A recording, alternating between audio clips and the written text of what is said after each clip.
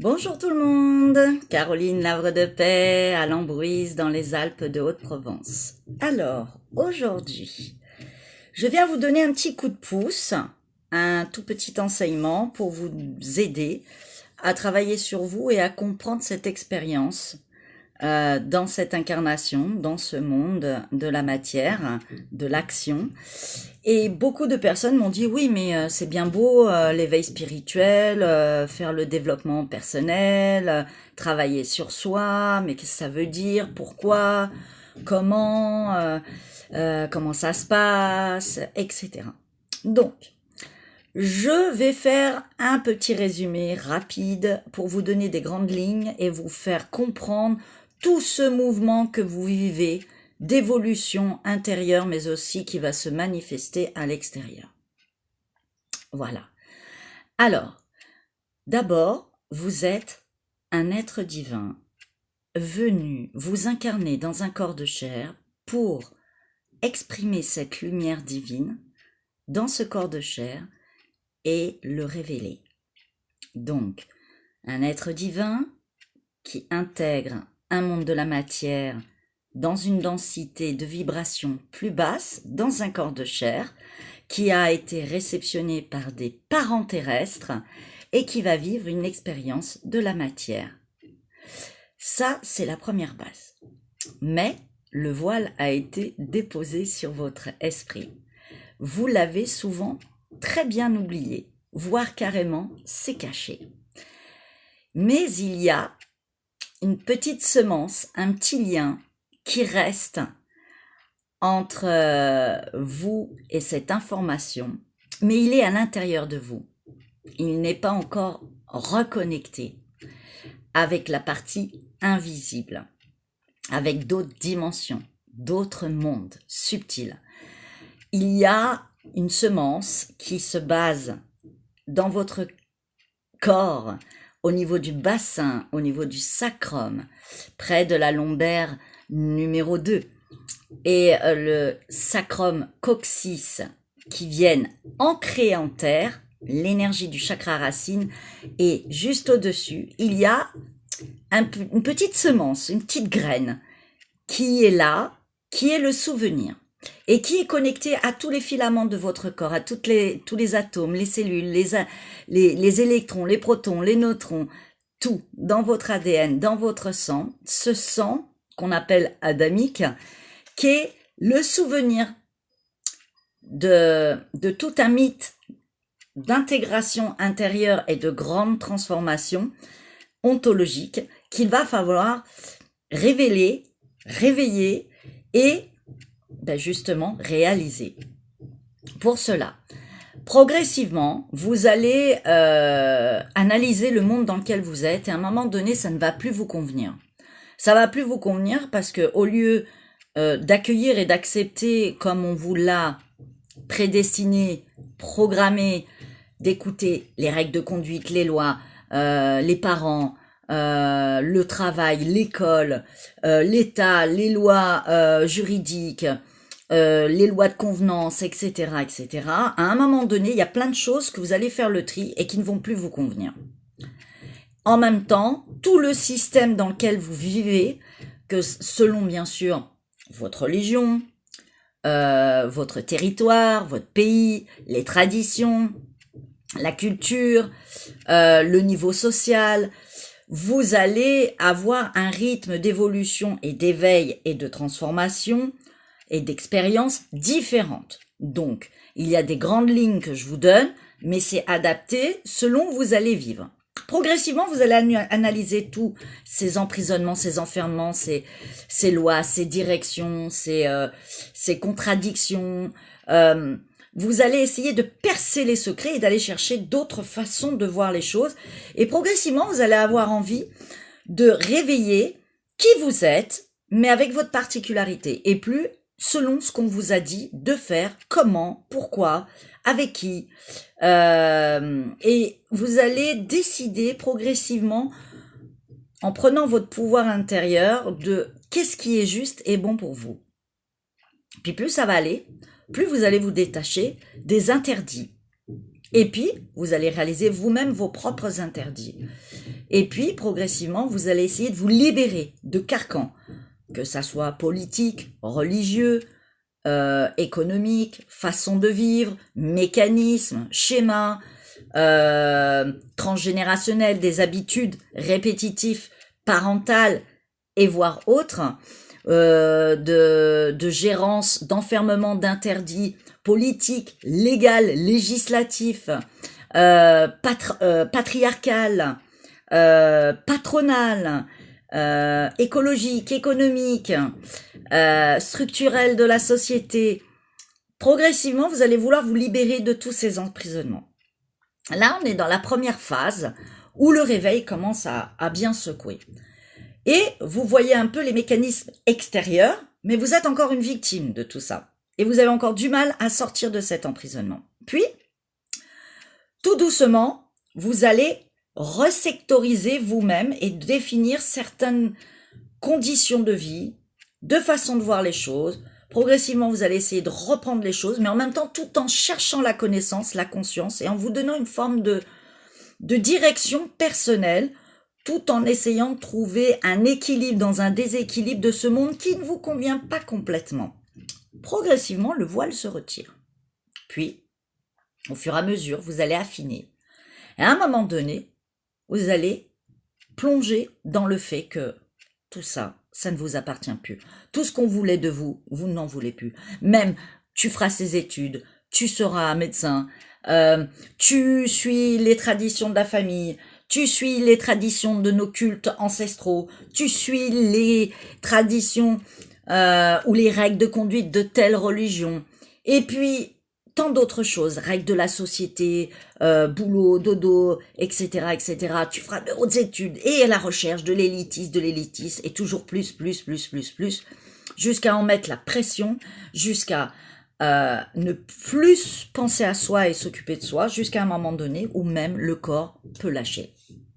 Alors, qu'est-ce qui se passe? Toutes ces expériences-là sont différentes selon les personnes, selon leur réveil, comment ils enlèvent ce voile. Et puis, à un moment donné, il y a une telle fracture qu'il y en a qui s'isolent dans la nature, qui changent complètement de mode, qui abandonnent leur religion, qui abandonnent leurs études, leur travail, qui se séparent, qui lâchent tout, qui partent à l'autre bout du monde, qui partent en voyage. Il y en a d'autres qui s'enferment dans une dépression. Chaque étape et déroulement des expériences de détachement et de désemprisonnement de la matière et de cette matrice enfermant d'interdits se vit différemment. À un moment donné, il y a une prise de conscience et une connexion qui commence à se faire avec le subtil, l'invisible, le développement des sens, le paranormal, la recherche de connaissances autres que ce qu'on a voulu nous donner, par exemple dans l'éducation nationale, de ce qu'on doit écouter, de ce que nos parents nous ont enseigné, nos ancêtres. Et progressivement, on va aller faire une quête intérieure et extérieure dans la recherche de conscience, de connaissance, d'ouverture, de comprendre quel est ce monde et le découvrir par soi-même et l'auto-analyser soi-même et dire ça je prends pas. Puis à un moment donné, il y a une telle découverte, il y a une telle libération et un désenclavement de ces emprisonnements, de ces chaînes, que on finit par se retrouver isolé et seul. Alors, on vit un peu, je dirais, ces moments-là, ça peut être très triste, ça peut être dans une solitude totale, ça peut être dans un enfermement et une douleur et une souffrance terrible. En même temps, on se rend compte de nos propres mécanismes qu'on a engendrés, qu'on a alimentés, de ce qu'on a créé nous-mêmes, de nos propres égotiques, de nos propres mentalisations, de nos hyper, de toutes sortes de formes, de nos déboires d'humains, de manifestations, de verbalisation, de nos choix, qui sont des erreurs, mais qui ne le sont pas. Ils nous font grandir, ils nous font réveiller. Et puis, à un moment donné, quand on a bien vécu ces ombres-là, il y a une prise de conscience divine en nous, qu'il y a des forces supérieures hautes, qu'il y a un monde invisible, qu'il y a des connexions, qu'il y a des êtres autour de nous. Et là, on reconnecte cette semence en nous, ce feu qui monte, et d'un seul coup, une révélation. Et là, ouais, on n'est pas seul, c'est une expérience. Il y a une recherche et une compréhension de toute cette particularité d'éveil et d'évolution. Une reconnexion avec la création, le grand architecte de l'univers, le roi des rois, le Seigneur en nous. Et on veut devenir maître de notre vie, tout en respectant une autre puissance, une autre force. Et progressivement, on va manifester notre individualité, notre particularité, reprendre les rênes de notre trône pour devenir roi et reine de notre royaume. Et on va décider, en conscience pour cette deuxième partie, de replonger dans nos eaux troubles, dans nos ténèbres, dans notre animalité. Et avec la partie capacité analytique, psychologique, on va aller s'auto-analyser, faire un vrai travail d'introspection avec des outils différents, soi-même, aider des thérapeutes, des recherches, des lectures. Là, ça peut être aussi à travers différents mouvements de spiritualité, de religion aussi, d'ajustement, et on va les travailler, ses vertus, ses péchés, certaines règles de conduite éthique, de moralité. On peut aller travailler à travers différents mécanismes. Ça peut être l'astrologie, ça peut être les minéraux, les plantes, la nature, les animaux, des textes sacrés, ça peut être de la physique quantique, de la philosophie, de la grande psychanalyse. Tout est bon, quel que soit le chemin, il est là pour vous faire grandir. Donc vous montez des plans, comme si vous montiez une échelle, et de temps en temps, on redescend. Mais quand on redescend plus bas, c'est pour remonter encore plus haut et remonter notre fréquence, notre maîtrise, récupérer des potentiels et des capacités. Voilà. Et tout ce mécanisme va se faire constamment. Monte, descend, et hop, remonte encore plus haut. Et une maîtrise, une compréhension de l'être humain, une connexion encore plus subtile, une compréhension encore meilleure de la création et de tout ce système, de ce vécu, de cette expérience du bien et du mal. Et progressivement, on transforme nous-mêmes nos maux intérieurs, blessures physiques, psychologiques, énergétiques, spirituelles. On se répare dans notre âme, dans notre esprit. On s'auto-analyse, on se perfectionne, on s'arrange, on s'ajuste.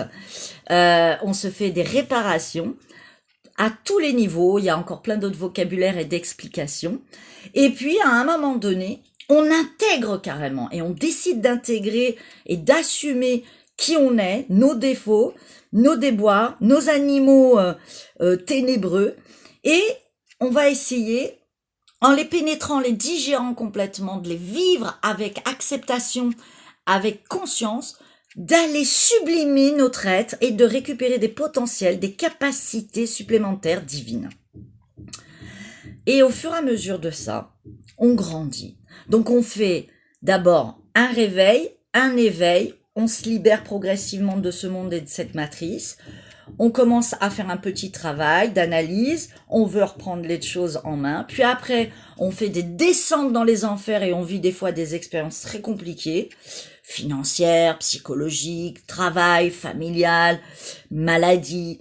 Et puis après, on décide volontairement de replonger, mais cette fois-ci de s'auto-analyser, de faire un vrai travail d'introspection, de nommer nos animalités, nos ténèbres, d'y aller au plus profond, tant qu'on peut, et on remonte, et on redescend, et on remonte, et d'intégrer complètement pour maîtriser et mieux comprendre qu'est-ce qui nous mettait en faille et qui nous faisait créer du mauvais en nous, et du mauvais à l'extérieur, et qui crée des situations inconfortables. Plus ça va, plus on comprend, plus on arrive à maîtriser un peu ces choses-là, plus on apporte un réajustement, un réalignement et une connexion entre le ciel et la terre, et une moralité, une éthique progressive d'évolution. Et tranquillement, tout doucement, on arrive à mieux vivre dans ce monde et en interconnexion avec tout le monde. Et on attire progressivement des gens comme nous et on évolue et puis on aide d'autres et puis on montre des signes. Et on va créer progressivement un nouveau monde pour soi, une nouvelle vie, une autre façon de voir les choses, une autre façon de se manifester, d'utiliser notre verbe, de conscientiser les choses. Et à un moment donné, on va passer encore à un troisième stade où là, on va aller faire cette transcendance complète, une forme de grande résurrection après, suite de ce grand retournement à l'intérieur, d'aller se rencontrer, à un moment donné, on est tellement propulsé par cette énergie de purification et de connexion avec l'invisible, le divin et le créateur qu'on finit par être en collaboration, en co-création avec lui. Mais on a bien compris et saisi qu'on doit participer au monde et même le nettoyer en même temps qu'on se nettoie, mais aussi d'apporter quelque chose et de se créer dans ce monde pour apporter à l'humanité et de participer à cette harmonie générale tout en acceptant et en accueillant